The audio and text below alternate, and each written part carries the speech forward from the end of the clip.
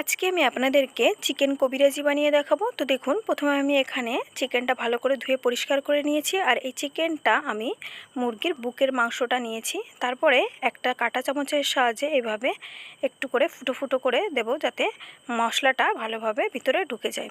তারপরে এর মধ্যে আমি দিয়ে দিচ্ছি একটু ভিনিগার। আপনারা চাইলে এখানে লেবুর রস ইউজ করতে পারেন, অপশনাল এটা। তারপরে দেখুন, ভালো করে ভিনিগারটা এভাবে মাংসের সঙ্গে লাগিয়ে নিচ্ছি। তারপরে এর উপর দিয়ে দিচ্ছি 1 চামচ আদা পেস্ট, রসুন পেস্ট আর কাঁচা লঙ্কা পেস্ট। আর গুঁড়ো মশলার জন্য ইউজ করছি একটু গোলমরিচ গুঁড়ো, দিয়ে দেব ধনে গুঁড়ো, জিরে গুঁড়ো,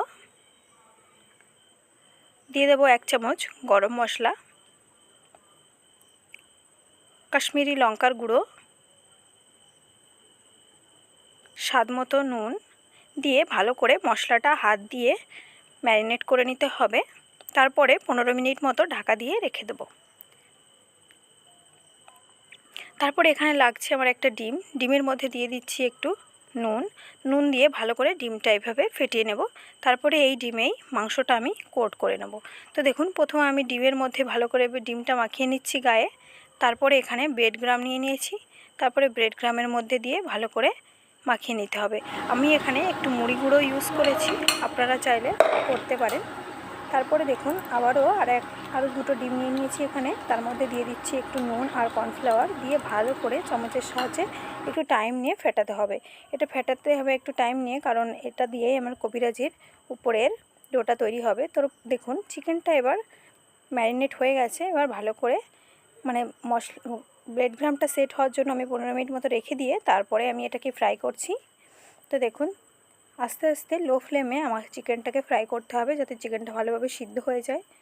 তো দেখুন, ফ্রাই হয়ে গেছে। এবারে এটাকে আমি একটা প্লেটে নামিয়ে নিয়েছি। দেখুন, ভাজা হয়ে গেছে কি সুন্দর। এবারে আমি যে ডিমটা ভালোভাবে ফেটিয়ে রেখেছিলাম, সেটাই হাত দিয়ে ভালো করে আস্তে আস্তে এপিঠ ওপর করে নাড়িয়ে নাড়িয়ে কড়াইতে দিয়ে দেবো, মানে তেলের উপরে দিয়ে দেবো। দিয়ে চিকেনটা বসিয়ে ভালো করে খুন্তির সাহায্যে পাকিয়ে নিলেই রেডি। তো রেডি আমার চিকেন কবিরাজি। খুবই সহজভাবেই বানিয়ে দেখালাম। ঘরে অবশ্যই একবার ট্রাই করবেন, দারুণ হয় খেতে। যদি আমার ভিডিওটা ভালো লাগে অবশ্যই লাইক করে দেবেন আর আমার চ্যানেলটিকে সাবস্ক্রাইব করে দেবেন। Thank you for watching.